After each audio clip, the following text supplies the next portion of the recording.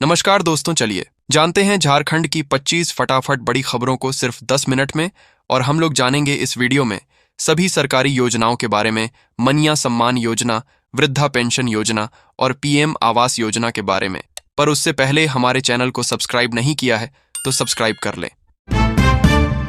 प्रधानमंत्री आवास योजना के तहत फ्लैट तो बांट दिए गए, लेकिन निर्माण 6 साल से अधूरा है। लाभुक कर्ज लेकर पैसा जमा कर चुके हैं, पर न घर मिला और अब किराया व ब्याज दोनों देना पड़ रहा है। विभाग मदद नहीं कर रहा और जिम्मेदारी झुड़कों पर डाल रहा है। परेशान लोग बार बार चक्कर लगा रहे हैं, जबकि झुड़कों ने जल्द गृह प्रवेश का भरोसा दिया है। शहर में ठंड का प्रकोप बढ़ता जा रहा है। सुबह और शाम को घना कोहरा छा जाता है, जबकि दिन में हल्के बादल तापमान में उतार चढ़ाव बनाए रखते हैं। मौसम विभाग के अनुसार आने वाले दिनों में रात का तापमान और तेजी से गिर सकता है। ठंड के कारण सुबह शाम और रात के समय तापमान में 1 से 2 डिग्री तक का फर्क बना रहेगा। हजारीबाग में एसआईआर को लेकर बड़ा विवाद जारी है।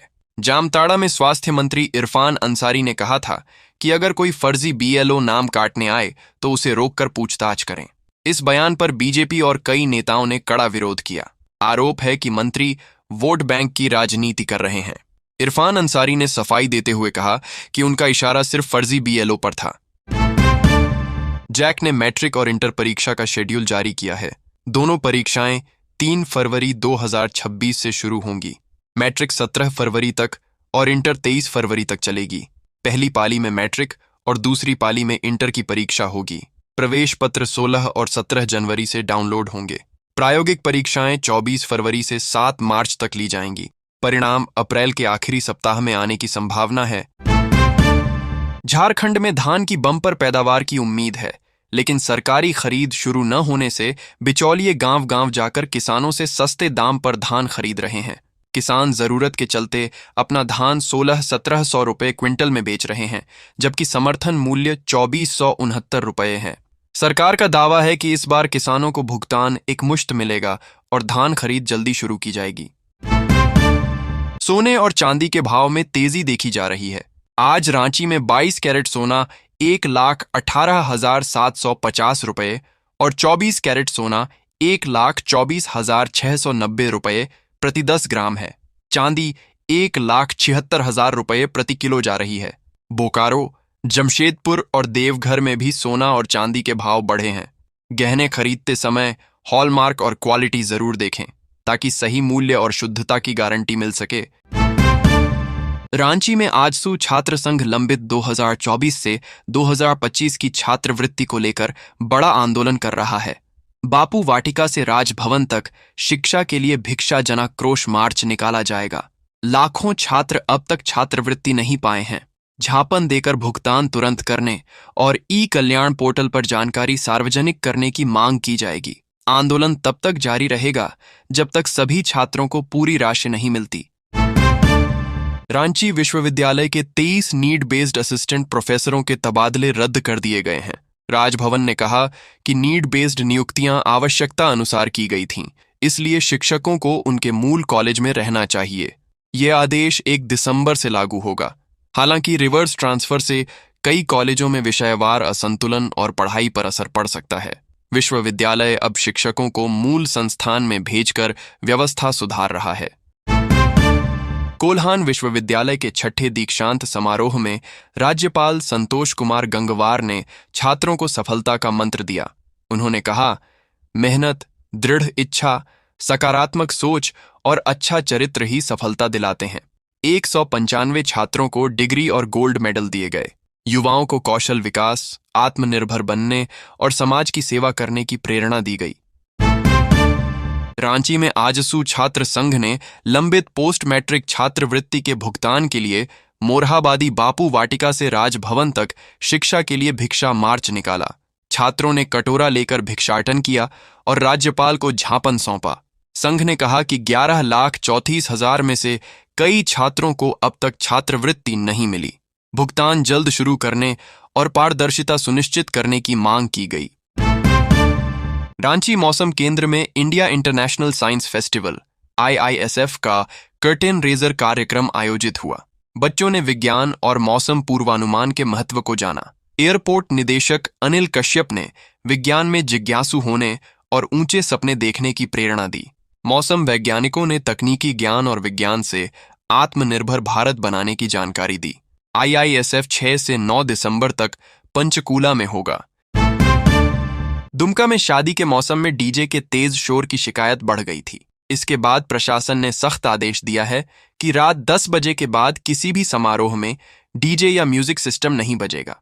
नियम तोड़ने पर डीजे, वाहन जब्त होंगे और आयोजक व संचालक पर FIR होगी। विवाह भवन को सील करने की भी चेतावनी दी गई है। बीजेपी नेता बाबूलाल मरांडी ने धनबाद में अवैध कोयला कारोबार को लेकर हेमंत सरकार पर गंभीर आरोप लगाए हैं। उन्होंने कहा कि कोयला चोरी अब पुलिस, माफिया और सरकारी अधिकारियों की साझेदारी में हो रही है। कई क्षेत्रों में रोज बड़ी मात्रा में अवैध कोयला निकाला जा रहा है और साइट मंजूरी के लिए मोटी रकम ली जाती है। मरांडी ने मांग की कि मुख्यमंत्री इस पूरे मामले की उच्च स्तरीय जांच करवाएं। रांची में मुख्यमंत्री हेमंत सोरेन के दूसरे कार्यकाल के 1 साल पूरे होने पर मोरहाबादी मैदान में बड़ा कार्यक्रम होगा। यहां करीब 9,000 लोगों को नियुक्ति पत्र दिए जाएंगे और कई नई योजनाओं की शुरुआत होगी। मैदान में 10,000 से ज्यादा लोगों के लिए बैठने की व्यवस्था है। सरकार इसे उपलब्धियों का साल बता रही है, जबकि विपक्ष इसे नाकाम बताकर सवाल उठा रहा है। दुमका स्टेशन के पास रामपुरहाट से जसीडीह जाने वाली पैसेंजर ट्रेन की 2 बोगियां बेपटरी हो गईं। धीमी गति होने से बड़ा हादसा टल गया। 2-3 यात्रियों को हल्की चोट आई और उन्हें अस्पताल भेजा गया। बेपटरी होने से पास का इलेक्ट्रिक पोल भी टूट गया। रेलवे अधिकारी, RPF और प्रशासन मौके पर पहुंचकर पटरी और पोल की मरम्मत में जुटे हैं। 2 पटरी पर आवागमन रुका हुआ है। झारखंड राज्य विद्युत नियामक आयोग ने JBVNL को RPO पूरा न करने पर 25,000 रुपये जुर्माना लगाया है। 6 महीने में बकाया RPO पूरा करना और हर साल 100% अनुपालन सुनिश्चित करना जरूरी है। निदेशक को 30 दिन में योजना आयोग में जमा करनी होगी। यह कदम राज्य में नवीकरणीय ऊर्जा को बढ़ावा देने के लिए अहम माना जा रहा है। झारखंड के मुख्यमंत्री हेमंत सोरेन ने कहा कि उनकी सरकार का 1 साल पूरा होने पर 10,000 युवाओं को नौकरी दी जाएगी। उन्होंने बताया कि सरकार 2050 तक झारखंड को विकसित बनाने के लक्ष्य पर काम कर रही है। सोरेन ने कहा कि उनकी सरकार गांवों से काम करती है और किसानों व ग्रामीण अर्थव्यवस्था को मजबूत करने पर जोर दे रही है। उन्होंने लोगों से सरकारी योजनाओं का लाभ लेने और बिचौलियों से दूर रहने की अपील की। रांची में बीजेपी सांसद आदित्य साहू की सांसद निधि और CCL CSR फंड से 6 करोड़ 8 लाख रुपये की योजनाओं का सामूहिक शिलान्यास हुआ। कार्यक्रम में बाबूलाल मरांडी, CP सिंह और नवीन जायसवाल मौजूद रहे। बाबूलाल मरांडी ने इन योजनाओं को जनता के लिए बड़ी मदद बताया। आदित्य साहू ने कहा कि यह धन जनता का है और इसे विकास कार्यों में लगाया जा रहा है।